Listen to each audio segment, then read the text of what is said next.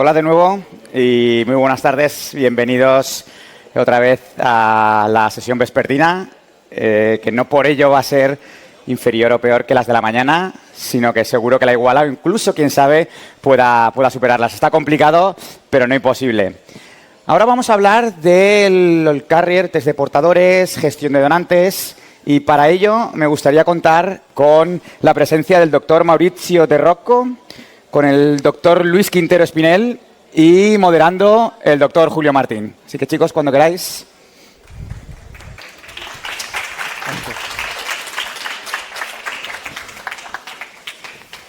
Hola, buenas tardes. Pues bueno, es un placer que tengamos la oportunidad de debatir o comentar sobre el test de portadores. A mí me gustaría centrar el tema. Estamos siempre hablando de prevención y en este caso la prevención dirigida hacia la descendencia. Luego, si da tiempo, podemos hablar de algunas características de las variantes. Ya en la primera sesión de asesoramiento genético se ha comentado determinados puntos de si hay que reclasificar algunas variantes, etcétera. Me gustaría, dentro de tratar de enfocar el tema, que entendamos un poco la perspectiva de los genes, ¿no? Porque al final, si yo hiciera la pregunta de cuántos cromosomas hay, todos acertaríamos en los humanos. Si preguntase exactamente cuántos genes codificantes de proteínas tenemos los humanos, habría respuestas de diferente cantidad, estoy seguro. Actualmente, ¿y esto por qué viene? Viene porque, bueno, todo el mundo conoce el proyecto Genoma Humano, que es del 2001, que trataba de poner las secuencias de todos los nucleótidos y a partir de las estructuras de estas secuencias se determina cuántos genes hay, pero hay que pensar que en esa época, en el 2001, realmente quedaba como un 8% del genoma que no estaba todavía bien mapeado. Eso se ha ido corrigiendo con el tiempo y de hecho en el año 2020, el año pasado, se corrigió gran parte de este 8% y se añadieron 2.000 nuevos genes, ¿de acuerdo? Entonces, por resumirlo, estamos hablando de enfermedades monogénicas, que además aquí hay otra cosa. Monogénica siempre se ha considerado que es un gen, un fenotipo y una herencia, y la realidad es que no es así. Tenemos un trío, gen, fenotipo y herencia, que puede variar para un mismo gen, dos fenotipos, incluso con herencia dominante o recesiva.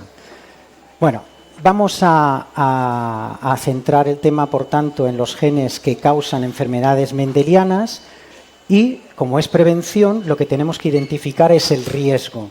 Y como veremos, ese riesgo se identifica a partir de unas pruebas que determinan la presencia o no de determinadas variantes y cómo podemos manejar. Y bueno, centrado un poco este tema, pues le doy la palabra al doctor Mauricio y si tenemos la oportunidad luego ya discutimos más sobre esto. Perfecto. Vale. Antes de empezar, agradecer la invitación. Es un placer estar aquí con vosotros el día de hoy. Yo soy Mauricio De Rocco Ponce, andrólogo, médico andrólogo del Centro Fertilab de Barcelona.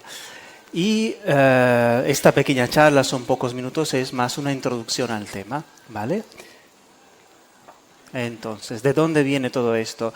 Bueno, el Ministerio de Sanidad, junto con la Comisión Nacional de Reproducción Humana y Asistida, formó un grupo de trabajo en 2019, se reunió la primera vez en 2019, con el objetivo un poco de estructurar este estudio de los donantes de gametos, ¿vale? Y ha sacado un documento que ha sido publicado hace un par de años, en 2021. Este documento se basa en unas recomendaciones, un protocolo básico de estudio para donantes de gametos que cumple obviamente los requisitos que marca la ley, ¿vale? Pero no solo es esto, son unas recomendaciones con implicaciones clínicas importantes. Y este estudio básico no es el único contenido de este documento, sino que también en este documento se propone un modelo de informe y se da unos criterios de exclusión, así como unos modelos para los consentimientos informados y el contrato que firman los donantes, ¿vale? O sea que es un documento bastante amplio. Los criterios generales que guían este documento son estos. Obviamente los donantes han de ser mayores de edad, más de 18 años, tienen que estar en buena salud psicofísica, ¿vale? Y luego, la cosa más importante tal vez, es que hay que valorar los factores que resulten importantes para la salud de terceros. Es decir, el riesgo, entre otras cosas, de transmitir enfermedades, como la posibilidad de transmitir una enfermedad genética, ¿vale?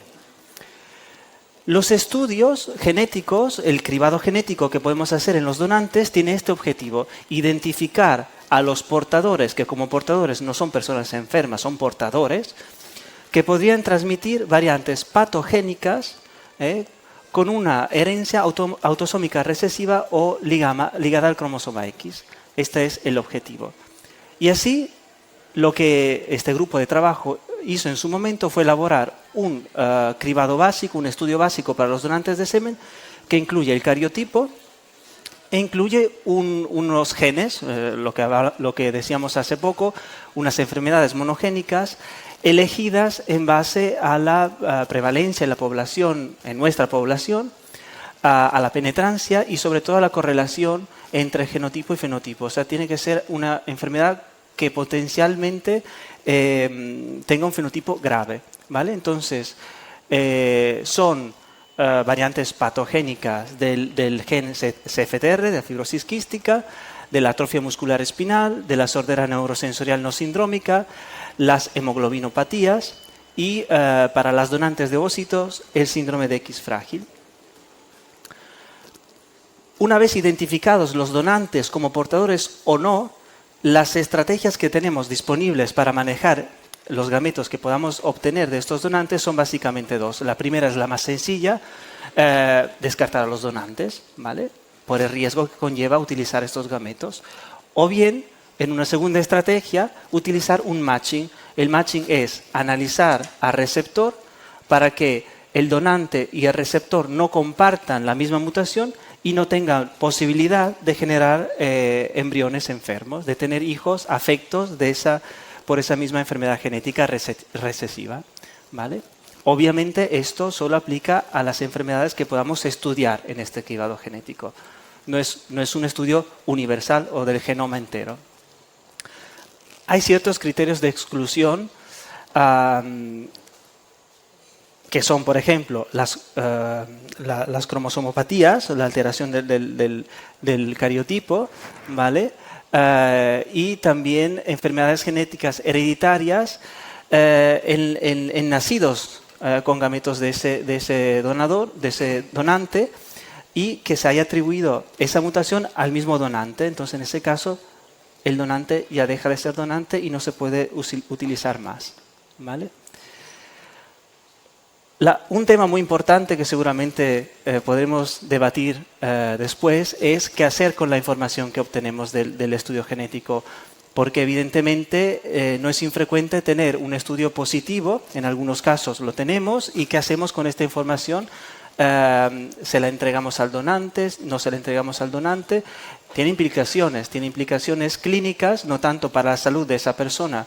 Al ser portador no es una persona enferma, ni tampoco desarrollará la enfermedad, pero para su progenie, ¿vale? Entonces ese es un tema muy importante. Y no todos los centros o los bancos de gametos utilizan esta información de la misma manera, ni tampoco todos adoptan la misma estrategia a la hora de utilizar los gametos procedentes de donantes.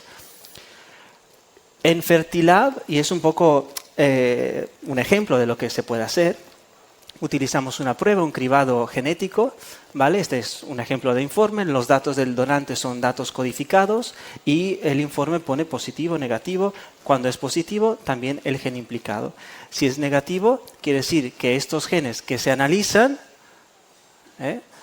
no tienen ninguna mutación. Entonces, el donante es libre de mutaciones para estos genes. Pero, ¿qué hacemos cuando un donante es portador? Nosotros adoptamos una política, que es la segunda estrategia que les acabo de enseñar, de que no descartamos a los donantes portadores. De hecho, nosotros tenemos en 2021-2022 un porcentaje de 62% de candidatos aceptados como donantes, ¿vale?, y un 37% de no aptos. pueden ser no aptos por baja calidad seminal, simplemente. No lo he dicho, esto se refiere a donantes de semen, ¿vale? Pueden ser descartados en la visita de psicología o los cuestionarios que se les pasa, o puede ser un descarte en la visita médica, ¿vale? Alguna malformación de los genitales, alguna nota, algún dato en la análisis, en la historia clínica que no había salido antes y que es importante para descartar los donantes. Pero de los que sí se aceptan, este 62% de aptos, un 20% son portadores. Los portadores nosotros los utilizamos igualmente como donantes con matching, es decir, hacemos el estudio genético al receptor, la receptora en este caso, para evitar que haya que tengan la misma mutación, ¿vale?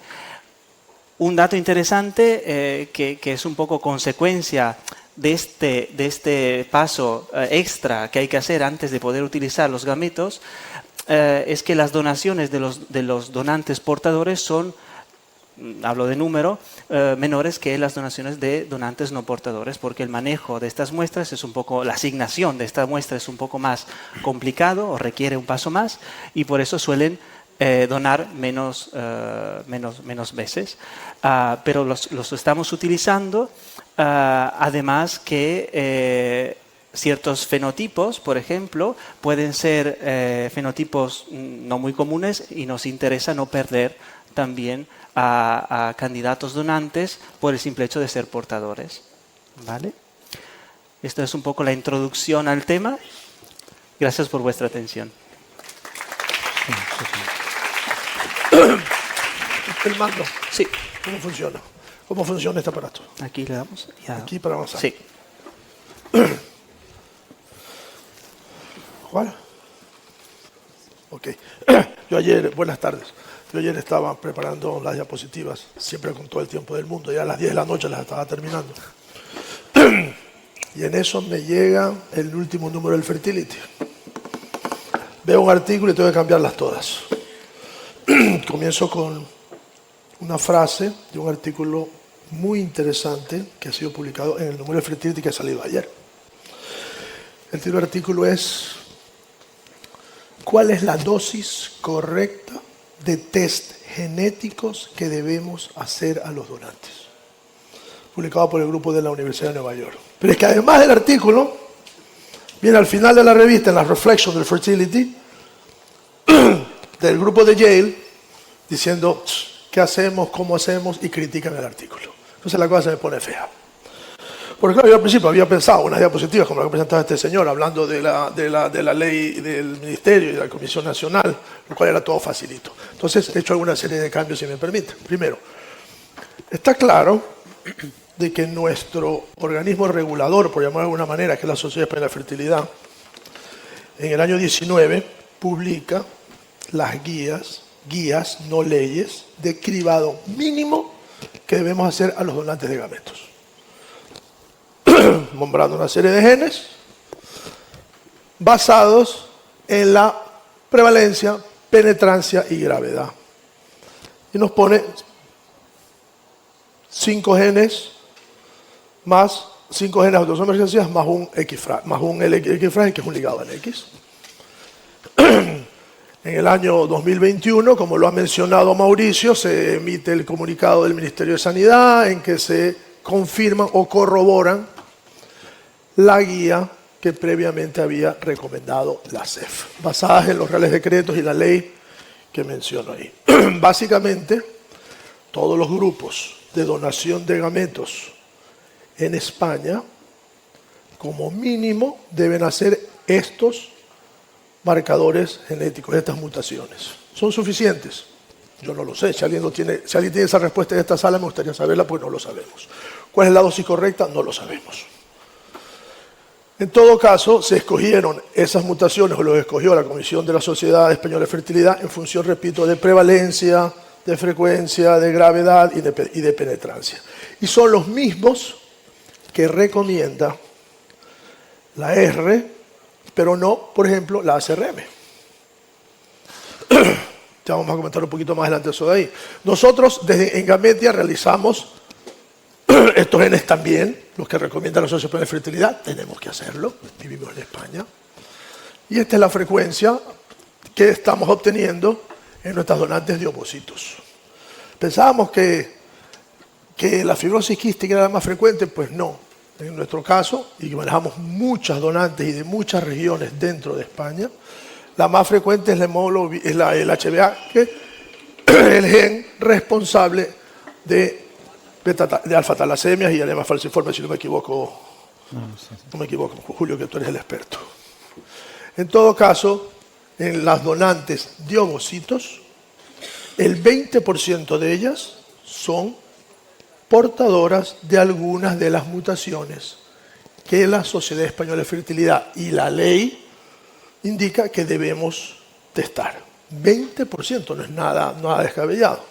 Y un 2% de mutaciones ligadas al cromosoma X que son un criterio de exclusión inmediata del programa de donación. Con respecto a nuestro programa de donantes varones, llama la atención que tienen más mutaciones o porcentualmente hay más portadores hombres que mujeres. ¿Por qué? No lo sé, quisiera que esa respuesta nos puedas orientar tú, porque me llama mucho la atención de que sea 8 puntos más en hombres que en mujeres.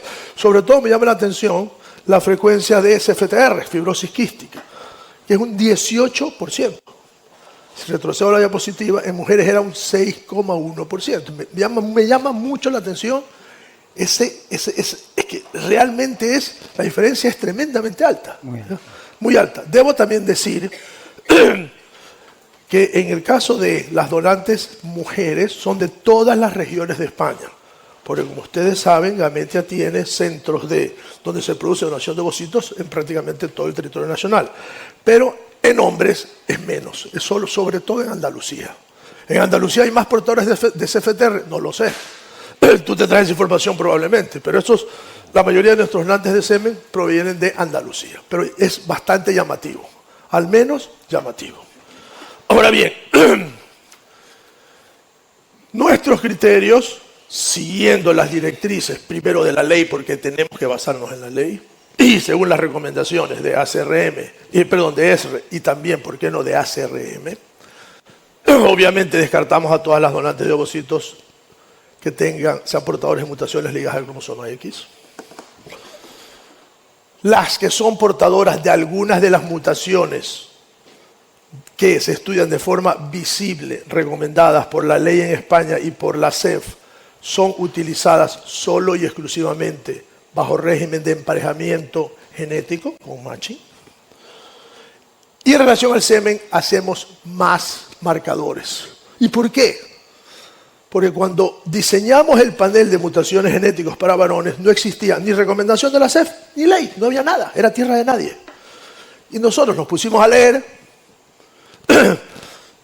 y dijimos, mira, aquí este tiene una alta prevalencia, está también. Coincidimos en todos los genes que se recomendaron más tarde, pero también teníamos unos que los han dicho que no los hagamos. Sin embargo, como tradicionalmente los hemos hecho, los seguimos haciendo. Ahora bien, ¿cuál sería la situación ideal? Hacer siempre un uso de emparejamiento genético entre donantes y miembros de una pareja receptora, hacer un matching al 100%, sería perfecto. ¿Por qué no? En que yo cojo y disminuyo el riesgo real haciéndole un test de portadores al miembro de la pareja receptora y al o la donante. Pero cuidado, hay diferentes test de portadores con distintos genes y variantes estudiadas. Porque no siempre la pareja que viene a mi centro trae el mismo test de portadores que yo le hago a mis donantes. Con lo cual, eso crea una dificultad, porque todos los paneles de estudio de portadores no realizan ni los mismos genes y menos aún las mismas variantes. Y además existe la denominada heterocigosis compuesta, que es que de un mismo gen, una donante puede ser no portadora y la pareja receptora ser portadora. Y pensando erróneamente que no se va a producir o no se va a expresar la enfermedad, sí se puede llegar a expresar.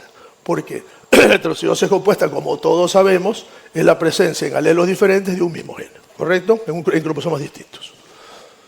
Por otro lado, otra situación ideal, el uso de expanded carrier. Entonces hagamos todos un test genético expandido, que entre paréntesis la CRM lo recomienda, diciendo, estudiemos todas las variantes patogénicas. ¿Pero cuáles son?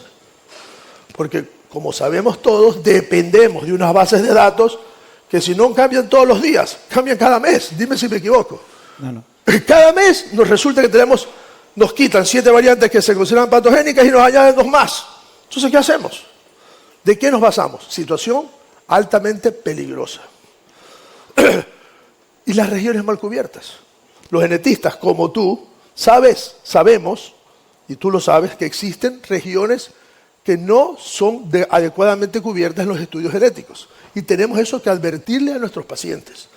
Que aunque trabajemos con test genéticos expandidos, hay regiones que no están completamente cubiertas y puede llegar a expresarse la enfermedad de una manera tal vez menos grave o con menor penetrancia, pero puede ocurrir. Aparte de eso, dentro de un mismo gen, la situación se complica más. Porque hay variantes o hay ciertos genes que no se pueden estudiar con la técnica habitual, NGS, que es el estándar internacional a día de hoy, y que se tienen que estudiar con técnicas coadyuvantes, MLPA, CGH, que son caras, porque no se aplican a todos, tienen un tiempo de entrega terriblemente largo, lo cual retrasaría los programas de una manera increíble. No hay disponibilidad para hacerlo en todos los centros. Hay genes que o sea, que tengo un paciente que tiene un problema determinado en un gen determinado y resulta que ese gen no se puede estudiar por NGS. Por ejemplo, genes tan comunes como el SMN1, que requiere una técnica especial. Genes tan comunes como el CFTR, porque las duplicaciones y las delecciones del CFTR hay que verlas por MLPA. Dime si me equivoco. Sí. Y eso no lo estamos estudiando. Entonces puede ser que aunque estemos utilizando gametos de donantes que nos hacen paneles genéticos y nos dicen libre de CFTR entre comillas. No quiero yo asustar ni crear una voz de alarma ante esta situación, pero es muy importante informar a nuestros pacientes sobre los riesgos reales de estar utilizando este tipo de herramientas. Esto de aquí fue el comentario que salió ayer de las reflexiones de qué test hacer, cómo hacerlos. Porque las preguntas están aún sin responder. La sociedad americana, cuando publica esto de aquí ayer, dice, por ejemplo, en Estados Unidos no es obligatorio hacer test de portadores. Es más, la Sociedad Americana de Ginecología Obstetricia lo desaconseja. Dice, no lo haga. Haga donación de gametos sin test de portadores. Y nosotros luego haremos 3 test prenatal. ¿Qué interés moverá aquello? No lo sabemos ni quiero saberlo. Pero algún interés habrá. Pero inclusive la ACRM, que sí recomienda el uso de test de portadores, no recomienda los mismos genes que recomienda la R ni la Sociedad Española de Fertilidad. Solamente recomienda, si no me equivoco, CFTR, atrofia muscular espinal y hemoglobinopatías. Nada más. Por lo tanto, estamos hablando de que, primero, no estamos de acuerdo ninguno en qué es lo que hay que estudiar. Y lo que estudiamos tampoco lo estamos estudiando de una manera absoluta ni completa. Porque estamos dejando flecos por todas partes. ¿Hasta dónde vamos a llegar? Esta diapositiva la utilizo yo, se la vi una vez a Carlos Simón, ¿me acuerdo? Y es muy bonita, porque comienza desde Mendel y termina pasando por Dolly, por Watson y Crick, en fin, ¿hasta dónde vamos a llegar con la genética? Es complicado saberlo. Pero creo que hemos destapado ya una caja de Pandora y no la podemos cerrar. No creo que les haya dicho nada nuevo, ni ninguna cosa definitiva, sino, es más, creo que les he puesto más preguntas y más interrogantes, porque la cosa sencilla no es. En fin, podemos discutir y debatir todo lo que quieran. Julio. Muy bien. Sí.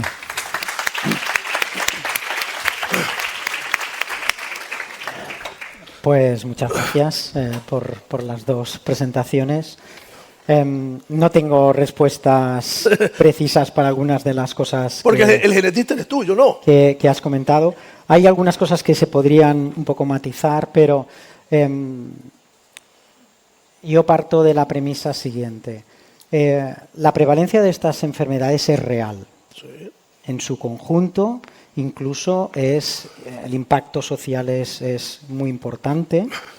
Y esto podría ser una parte de la importancia clínica, es decir, están ahí, no se pueden curar la mayoría de ellas, pero sí que es posible prevenirlas. Sí que es posible prevenirlas a través de este tipo de pruebas, de identificar quién es portador de qué, y bien sea prenatal, obviamente esta prevención es a través, si se identifica positivo, a través de una terminación del embarazo, pero a nivel del IVF, cuando estamos con gametos, antes de incluso crear embriones, sobre todo en programas de donación, sí te permite identificar un determinado grupo. Es difícil concretar a día de hoy, no sé quién es la voz que pueda decir cuál es el mínimo de genes a estudiar.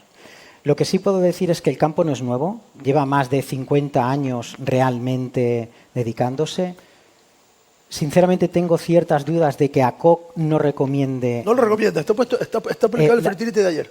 Las recomendaciones de ACOC han ido dirigidas A mí me sorprendió también, me sorprendió a grupos muchísimo. de riesgo, de etnicidad. Por ejemplo, el programa se inició en población de judíos askenazi, obviamente por la alta tasa de portadores. Tay-Sachs. Y luego, para Tay-Sachs y otras patologías, pero sí, Tay-Sachs es la que la inició.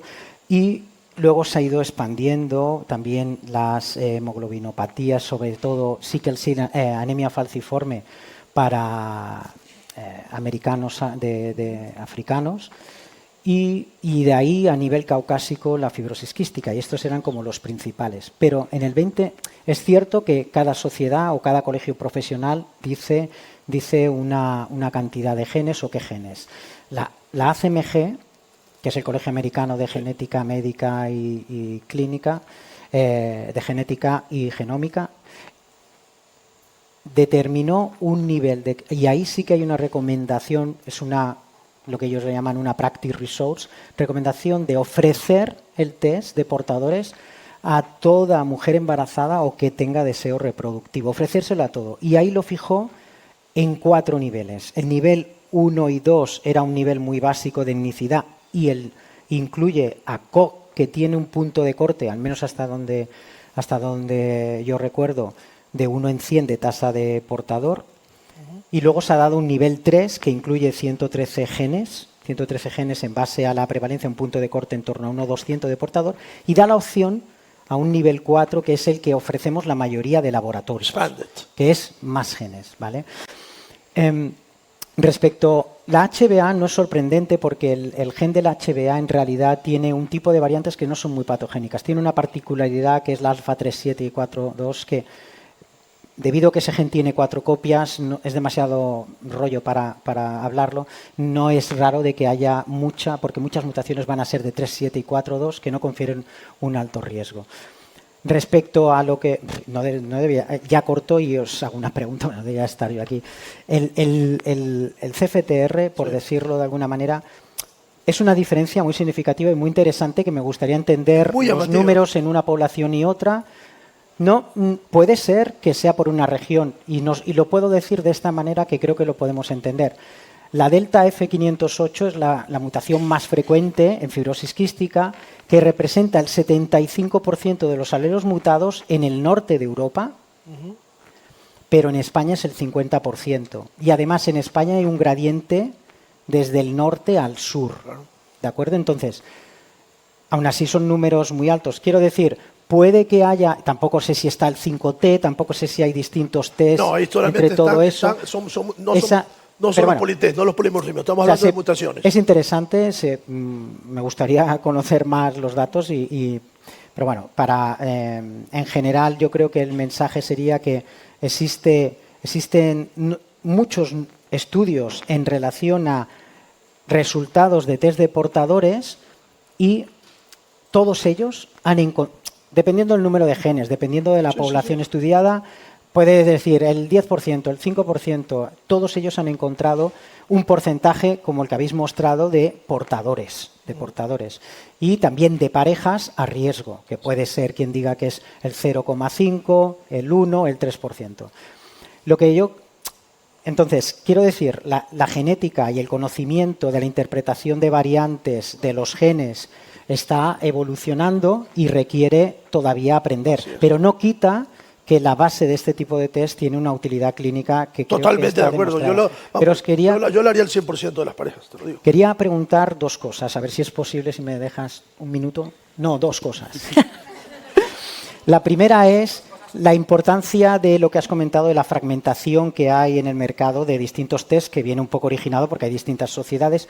¿Cómo lo manejáis? Es decir, o qué tipo de test consideráis que es el que tenéis que tener para poderlo manejar. Nosotros en nuestro caso estamos utilizando un expanded carrier test cuando hacemos matching, indudablemente, porque claro, si a mí me llega, y respondo rápido, Nasser, si a mí me llegan test de toda Europa, diferentes al que utilizo yo en mis donantes, yo necesito que el de mis donantes tenga el máximo número de genes para poder cubrir todos los otros paneles que siempre me vendrán con números inferiores. Con lo cual yo trabajo con expanded carrier y con exoma clínico. Para mí es la solución. Porque si no, y no dirigido, sino ver exoma completo y gen completo.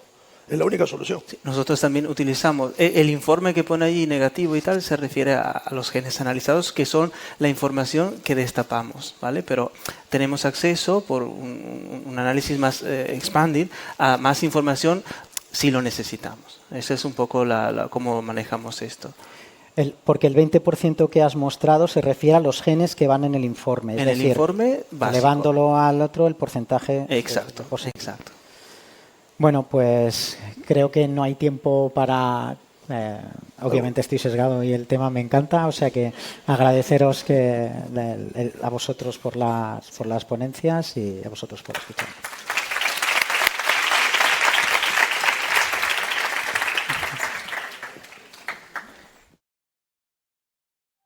Thank you.